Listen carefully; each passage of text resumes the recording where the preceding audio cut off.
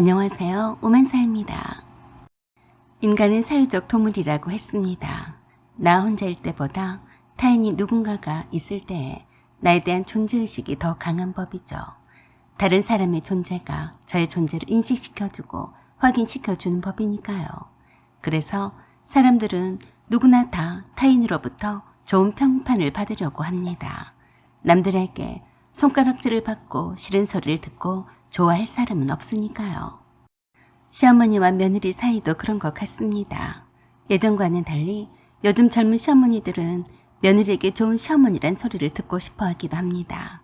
쿨하고 인격적으로 성숙한 시어머니로서의 면모를 보여주겠노라고 나름 노력을 하는 걸로 알고 있습니다.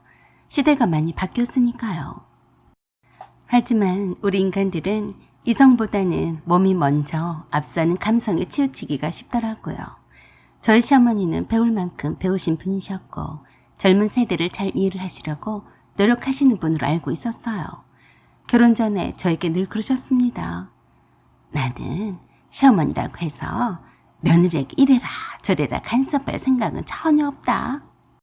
그리고 내 아들이라고 해서 며느리에게 내 아들에게 잘하라고 말하고 싶지도 않아. 그저 너희 둘이 사이좋게 잘 살아만 주면 바랄 게 없다. 서로 힘이 되어주고 서로 자기 편이 되어주고 감싸주면서 살아라. 참 좋은 말씀은 찰도 해주셨던 시어머니셨어요. 그래서 저는 결혼을 잘했다고 생각했습니다. 하지만 그 생각은 그리 오래가지 못했어요. 제가 남편과 결혼식을 올릴 즈음에는 뭔가에 쫓기듯이 후다닥 했습니다. 왜냐고요? 엄마가 갑자기 퇴직을 한다고 해서였어요. 엄마가 퇴직을 하시기 전에 제가 결혼식 올리는 게 엄마의 최대 계획이셨거든요. 엄마의 퇴직이 생각보다 빨리 하시게 되어서 엄마의 성화에 못 이겨 좀 더 빨리 하게 되었습니다. 하필 그 즈음에 저와 남편이 각자 다니던 회사에서도 사건과 일이 많았어요. 그래서 바빠서 결혼식을 치르느라 그동안 꿈꿔왔던 인생의 단 한 번뿐인 결혼식에 대한 어떠한 감흥도 없이 그저 일 하나 처리하듯이 해버린 거죠. 신혼여행도 못 가고 미뤘어요. 그래서 그랬을까요? 한때는 집에서 주부로만 있는 친구가 부럽기도 했습니다. 아침에 남편을 출근을 시키고 여유있게 커피 한 잔을 하며 음악을 틀어놓고 혼자만의 시간을 갖는 그 차고 넘치는 넉넉함이 참 부럽더라고요. 신혼 9개월 차인데도 집안 꼴은 말이 아니었어요. 제가 꿈꾸던 그런 신혼집 인테리어도 아니었고요. 저와 남편은 일만큼은 똑부러지게 해야 직성이 풀리는 사람들이라 각자만의 독립된 방이 있어야 했습니다. 각자 방 하나씩에서 2개이고 안방이 1개였어요. 제가 쇼핑할 시간도 없기도 하거니와 쓸데없는 물건을 사쟁겨 놓는 걸 싫어해서 거실엔 그야말로 소박한 광장 그 자체였어요. 대형 TV 하나와 3인용 소파 하나만 딸랑 있었어요. 화분을 관리하기 힘드니까 전부 다 아빠한테 가져다 드렸고요. 하다못해 감성적인 스탠드나 커튼도 없이 최대한 미니멀하고 단순한 신혼집 풍경이었죠. 집과 회사를 왔다 갔다 하며 주말에는 늘어지게 잠만 자고 결혼식이다 뭐다 해서 또 바삐 달려나가고 그러다 보니 제 신혼집이 하숙집 같았어요. 어느 날 문득 내게도 쉼이 필요하다고 느꼈습니다. 답답한 일상에서 벗어나고 싶더라고요. 그래서 생각을 해낸 것이 못 간 신혼여행을 가는 것이었습니다. 돈만 쳐들어가는 럭셔리 신혼여행은 생각하지도 않았어요. 그저 여기 우리나라를 벗어나면 된다는 생각으로 푹 쉬다가 올 곳을 생각했어요. 직장인이 한 달씩이나 휴가를 빼기가 어디 쉬운 일이냐고 하실 겁니다. 시도를 해보니 못할 것도 아니더라고요. 태국은 물가도 저렴하고 월 100만 원이면 수영장에 딸린 시설이 아주 좋은 아파트형 콘도도 있었으니 남편과 제가 무리하게 일정을 조정해서 다녀왔어요. 저와 남편은 태국이 첫 여행이었지만 미리 다녀온 지인 몇 명이 추천도 해주었고 거기서 살고 있는 사람들을 소개도 해주었습니다. 처음엔 매일 수영을 하고 헬스장에서 운동도 하고 마사지도 받으면서 관광을 하니까 살 것 같더라고요. 음식값도 저렴하니까 매번 맛집을 골라다니며 찾아다니는 재미도 있었어요. 간 김에 피피섬도 가고 푸켓도 갔습니다. 그렇게 한 2주를 보내니까 슬슬 한국이 그리워지기 시작했는데 그때 시어머니께 안부 인사를 드렸더니 그러셨어요. 목이 안 뜯기고 잘 있냐? 여기는 걱정하지 말고 차분히 있다 와라. 내가 너희 집을 비워만 둘 수 없어서 여기에 와서 지내고 있다. 하필 아파트 엘리베이터로 교체 공사를 한다고 하는데 15층 어떻게 걸어서 다니겠냐? 그래서 너희들 집도 볼 겸 해서 니네들 집에 와 있어. 괜찮지? 저는 그저 별 생각도 없이 며칠 계시다 가는 것쯤이야 뭐 어쩌겠냐 싶어서 괜찮다고 했어요. 그런데 아예 눌러앉아 계실 줄이야. 어찌 알았겠습니까? 에휴, 집에 돌아와 보니 제 신혼집은 온데간데 없었어요. 집이 엄청 낯설어서 황당했습니다. 시어머니께서 고등어 무조림을 맛있게 했다며 밥 먹자고 상을 차리시는데 깜짝 놀랐어요. 못 보던 물건들이 즐비했습니다. 어머니, 이건 뭐예요? 상을 차리시다가 저를 보시더니 그러셨어요. 뭐긴, 집에서 화분 받침대를 가져온 거다. 왜, 보기 싫으냐? 보기 싫다기보다 왜 애써서 가져오셨어요? 저는 이거 필요 없어요. 화분도 안 키우는데 화분까지 있네요. 그랬더니 어이가 없는 말씀을 하셨습니다. 그건 걱정 마라. 내가 키우면 되는 거니까. 네? 어머니가 키운다고요? 그럼 내가 키우지 누가 키우냐? 저는 어리둥절해서 남편을 쳐다봤어요. 남편도 무슨 영문인지 모르겠다는 표정이었어요. 일단 캐리어 2개와 배낭 가방을 열어 젖히고 안방으로 들어갔습니다. 남편도 따라 들어왔는데 기절 초풍하는 줄 알았어요. 침대도 사라지고 없고 시어머니 가방과 물건들로 가득 차 있었어요. 바로 나와서 다시 시어머니께 여쭙습니다. 어머니, 침대는 어디 갔어요? 침대? 묵감방으로 옮겨놨다. 그거 옮기느라 나랑 효심이랑 죽는 줄 알았지 뭐냐? 그렇게 무거울 줄 내가 알았겠냐? 네? 왜 침대를 옮겨요? 라고 하며 잽싸게 문간방을 열어봤더니 침대가 대충 놓여져 있었어요. 그 문간방은 제가 서재로 쓰던 제 방이었어요. 킹사이즈인 그 큰 침대를 어떻게 쑤셔박아 넣었는지는 알다가도 모르겠더라고요. 침대 때문에 제 컴퓨터 책상이 문간방에 딸린 베란다로 밀려나 있었어요. 기가 막혔습니다. 저보다 남편이 놀라서 시어머니께 그랬어요. 엄마, 이게 뭐예요? 보면 모르냐? 너희들이 한 달 동안이나 있다가 온다길래 내가 안방을 효심이랑 편하게 쓰려고 침대를 옮긴 거야. 뭘 그렇게 놀라냐? 엄마, 그래도 그렇지. 저한테 묻지도 않고 막 옮겨버리면 어떡해요? 참, 해외로 놀러 갔는데 너한테 그런 것까지 물어봐서 해야 하냐? 아니, 그럼 저희가 오기 전에 미리 제자리로 갖다 놓으시는가 했어야죠. 그동안 여기에 계속 계셨던 거예요. 그러자 시어머니께서 화가 나셨어요. 어째 그 말투가 영 거슬린다. 내가 이 집에 와 있는 게 그렇게 꼴보기 싫으냐? 새 집인데 빈집이라서 내가 좀 편해서 있던 건데 그렇게 성질을 낼 일이야? 엄마, 당연하죠. 잠깐 계셨다가 가시는 거야. 괜찮지만 침대까지 옮겨버리고 짐까지 끌고 오셨잖아요. 저희들 어디서 자라고 그러세요? 지금 피곤해서 한숨 자야 되는데 언제 이걸 다 다시 옮기냐고요. 그랬더니 시어머니가 그러셨습니다. 누가 너보고 옮기라고 했냐? 너희들은 침대가 있는 문간방에서 자라. 그 말씀에 저도 깜짝 놀랐습니다. 네? 그게 무슨 말씀이세요? 귓구멍이 막혔냐? 세월 좋게 한 달씩이나 해외여행을 하다 왔으면서 죽으나 사나 해외 구경도 못 해본 내가 문간방에서 살아야겠냐? 앞으로 여기서 저 큰 방에서 나랑 효심이랑 지낼 테니까 그리 알아. 알았냐?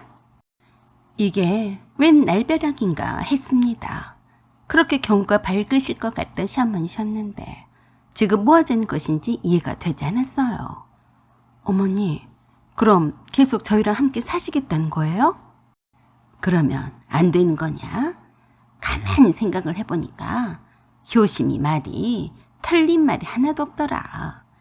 오래되어서 욕실변기며 고장이 안 난 데가 없는 아파트에서 내가 왜 아들 집을 놔두고 그렇게 궁색하게 살겠냐? 너는 호강이 처쳐서 해외 다 뭐다 한 달씩이나 쏘다니는데 내가 너네 집에 와서 사는 게 그렇게 불만이냐? 네? 그럼 여기서 계속 저희랑 함께 사시겠다 그 말씀이세요? 그래, 너야 당연히 싫겠지만 효심이도 바퀴벌레가 드글드글한 그 지긋지긋한 아파트에는 다시는 들어가기가 싫단다. 어쩌겠냐. 효심이가 시집을 갈 동안만 여기서 살아야겠다. 그리 알고 너희들은 문간방에서 지내라. 그래서 남편이 안 된다고 했어요. 엄마, 죄송하지만 엄마가 계실 곳이 없는 것도 아닌데 이렇게 무작정 저의 신혼집에서 사시겠다는 것은 안 될 말이에요. 그러니까 내일 짐 싸서 돌아가세요. 아셨어요? 그러자 오히려 시어머니께서 기가 막히다는 듯이 그러셨습니다.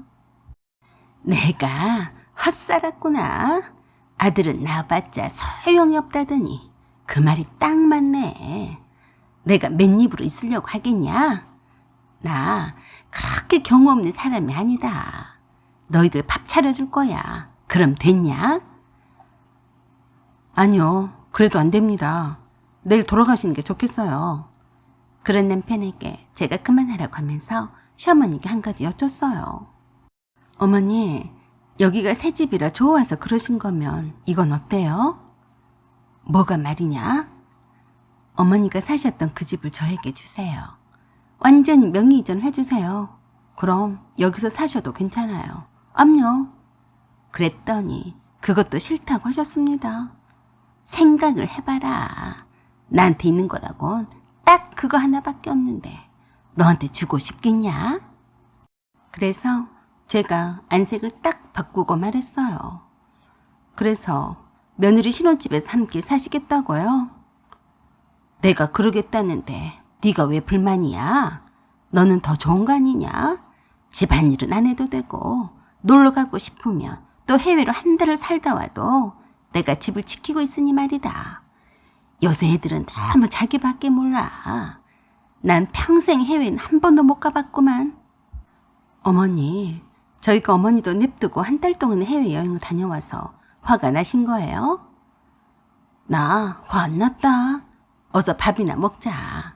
너무 서럽게 그렇게 눈치 주지 마라. 효심이도 오죽하면 그 오래된 집에서 살기 싫어서 이쪽으로 왔겠냐. 행여나 지금 하는 것처럼 눈치 줄 생각은 절대 하지 마라. 어여 밥부터 먹어. 시어머니께서 애써서 차려주시는 고등어 무조림이 눈에 들어오겠나요. 골치가 뜨뜻 아파왔습니다. 그때 신우이가 퇴근해서 집에 들어왔어요. 어머, 왔네. 때깔이 좋은 것 보니까 좋았나 보네. 내 선물은 사왔어? 그래서 제가 신우이 손목을 붙잡고 안방으로 데리고 갔습니다. 왜 그래 언니? 그런 저를 보던 시어머니가 뒤따라와서 그러셨어요. 너는 퇴근한 애를 붙잡고 왜 그러냐? 일단 씻고 밥부터 먹자니까. 또 그 소리였어요. 밥 못 먹고 죽은 귀신이라도 붙었나. 밥. 그래서 저도 모르게 소리를 빽 질렀습니다. 어머니나 실컷 밥 드세요. 제가 지금 밥 먹게 생겼어요. 그랬더니 시어머니나 신우이가 저를 향해서 건방지다며 난리 부르스를 쳤습니다. 언니, 엄마한테 무슨 짓이야? 네가 지금 실성을 했냐? 감히 나한테 큰 소리를 쳐? 시어머니 그 말에 남편이 안방에 들어와서 시어머니를 억지로 데리고 나갔어요. 남편도 제가 한번 꼬라지를 부리면 가치 없다는 것을 알았기에 더 큰 불상사를 막기 위해서 시어머니를 모시고 나간 것이었어요. 신우는 내게 눈을 크게 치켜뜨고 대들듯이 그랬는데 제가 조용히 물어봤어요. 너, 네가 그랬지? 너? 뭘 그랬다는 거야? 어머니가 갑자기 왜 저러셔? 네가 어머니 꼬드긴 거 딱 봐도 알아. 이실직고해. 그랬어, 안 그랬어? 갑자기 차갑게 박힌 얼굴에 목소리까지 깔아가며 말하는 내가 무서웠는지 살짝 떠는 것 같았습니다. 그래도 그런 적 없다며 펄쩍 뛰더라고요. 그런 신우에게 조용히 말했어요. 내가 좋게 말할 때 내 집에서 나갈래. 나한테 다 까이고 나갈래. 뭐? 지금 무슨 소리를 하는 거야? 엄마랑 여기서 살기로 했단 말이야. 언니가 아무리 그렇게 싫다고 하면 뭐 어쩔 건데 그래? 그래서 조용히 일어나서 안방문을 안에서 잠궜어요.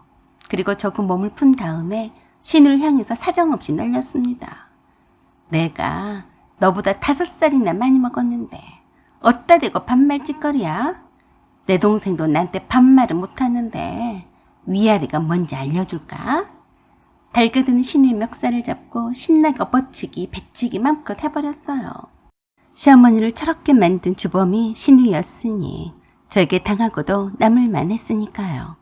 나중내란 소리가 나오기가 바쁘게 한참 동안을 들어서 내리 꽂기를 했더니 시어머니가 안방문을 열라고 난리셨어요.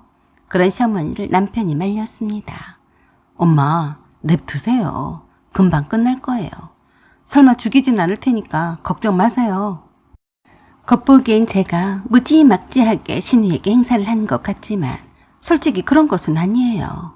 신우가 버릇없이 먼저 달려들길래 그때를 노려서 버릇 한번 제대로 고쳐준 것뿐이었어요. 네, 노림수에 빠지던 신우이가 뭐 어쩌겠습니까? 신나게 저에게 혼쭐이 나봐야 순한 사람도 무섭다는 것을 아는 거죠. 쿵쿵거리는 소리에 신우이가 소리를 치를 때마다 들었다 내리쳤더니 어느새 신우이가 싹싹 비는 소리를 했습니다. 시어머니는 경찰을 부른다며 난리를 치고 그런 시어머니를 말리며 남편과 밖에서 싸우더라고요. 신우이가 다 죽어가는 목소리로 제게 잘못했다며 빌었어요. 너 뭘 잘못했니? 여기서 나갈게요. 엄마도 처음부터 여기 살려고 온 게 아니에요. 내가 살아보니까 여기가 좋아서 엄마를 꼬신 거 맞아요. 내가 막내라서 엄마가 내 말이라면 다 들어주시는 건 이용해서 내가 여기서 언니랑 오빠랑 살자고 했어요. 그래서 여기서 안방을 차지하고 살 거야? 아니에요. 지금 짐 싸서 나갈게요. 네? 너 내가 누군지 몰랐지? 나는 째째하게 머리끄덩이 잡고 싸우지는 않아. 말이 안 통하는 너 같은 거한테는 그냥 딱 쉬운 방법만 써. 쬐끄만한 게 하늘 같은 올케 언니한테 반말 찌꺼리나 하고 마음 약한 어머니를 꼬셔서 욕먹게 하고 그게 할 짓이냐? 알았어요. 알았으니까 그만 좀 해요. 다시는 안 그럴게요. 라고 하며 제 앞에서 싹싹 빌어도 쉽게 봐주면 또 얼굴 쳐들고 달려들 애라서 확실하게 손 좀 봐주려고 닥달을 했습니다. 나는 물렁물렁한 네 오빠랑은 차원이 달라. 길 가다가도 행동 조심해야 할 거야. 내가 깔아놓은 애들이 엄청 많거든. 너 같은 거 손보는 거 1도 아니야. 알았어? 겁 좀 주려고 사기를 조금 친 건데 그대로 믿더라고요. 얼굴에 회색빛이 돌길래 저도 겁이 나서 그랬어요. 너무 떨지는 마. 네가 착하게만 살면 내가 왜 너를 건들겠냐? 지금부터 네가 해야 할 것이 뭔지 알지? 빨리 내 방을 원상복구를 하고 어머니를 모시고 네 집으로 가. 거기 가서도 말이 나오면 내 손에 쥐도 새도 없이 죽는 줄 알아. 알았다며 고개를 끄덕거리더니 불이 나게 안방에 있는 시어머니와 신우의 짐부터 미친다기처럼 싸기 시작했어요. 그리고 안방에서 눈물 콧물이 범벅이 된 얼굴로 시어머니를 보더니 남편의 서재방으로 시어머니를 데리고 가서 어떻게 말을 했는지 시어머니와 나란히 나오더니 안방에 있는 침들을 꾸리기 시작했습니다. 저는 그제서야 식탁에 차려놓은 고등어 무조림이 눈에 보였어요. 허겁지겁 먹었습니다. 참 맛있더라고요. 남편도 제 옆에 앉더니 물었어요. 너 효심이 어디 다치게 한 건 아니겠지? 아무리 그래도 내 동생이다. 너 다시는 그렇게 살벌하게 하지 마. 걱정 마. 보기 없는 다리가 완전히 겁쟁이더라. 설마 하니 아프기만 하지 다치게 하겠냐? 그래도 엄마가 하도 감싸고 도는 바람에 제가 버릇이 없었잖아. 오늘 임자를 만난 거지. 세상에 무솔 인간이 하나도 없었는데 잘 됐네. 그런 말들을 주고받고 있는데 쭈뼛거리며 다가오더니 남편에게 그러더라고요.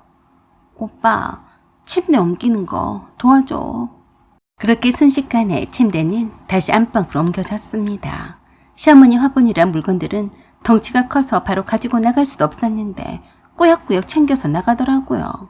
그래서 시어머니께 말이라도 그랬어요.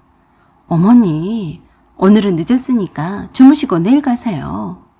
그랬더니 신우이가 자꾸 시어머니께 빨리 가야 한다고 눈치를 주는 듯 싶더니 시어머니께서 그러셨어요. 아니다. 갈 때는 빨리 가주는 게 A지. 안 그러냐? 네, 그러세요 그럼. 내가 냉장고에 김치도 가져다 놓고 반찬도 해놨으니까 그거 너희들이 잘 챙겨 먹어라. 네, 잘 먹을게요. 그 뒤로 신우이는 제게 얼마나 놀랐었는지 통 연락도 하지도 않고 조용했습니다. 그 후 일주일이 지났을 무렵에 시어머니한테서 전화가 왔어요. 있잖냐, 그때 네 안방에서 네가 어떻게 했길래 애가 싹 변했냐? 어머니, 어떻게 하긴요. 그냥 속차리라고 나이값 좀 하라고 했어요. 왜요? 아니, 글쎄 얘가 딴 사람이 되었다. 한 번씩 방 청소도 하고 설거지도 보이면 하고 말이다. 나한테 존댓말도 쓰더라. 안 그러다가 그러니까 내가 적응이 안 된다. 어머니, 당연히 그래야 하는 거 아니에요? 지금 아가씨 나이가 26이나 먹었는데 아직까지 사춘기 중딩처럼 하고 다니니 정상은 아니죠. 잘 지켜보세요. 또 말 안 들으면 저에게 보내세요. 그랬더니 시어머니께서 그러셨어요. 내가 아들이 하나라 다행이다. 또 너 같은 무서운 며느리 얻을까봐 살겠냐? 부탁인데 내 아들은 그렇게 휘어잡을 생각은 하지 마라. 저는 껄껄 웃으며 그랬어요. 어머니, 그런 걱정은 하지 마세요. 제가 왜 말짱한 사람을 잡겠어요. 그 뒤부터는 예전처럼 평화가 다시 찾아왔습니다. 시어머니도 제가 어떻게 역대급 복수전을 펼칠지 모르니 다시는 그러지는 않겠죠. 쫄보면서 센 척만 했던 귀여운 시누이와 시어머니였습니다. 사연은 여기까지입니다. 구독과 좋아요 부탁드려요. 감사합니다.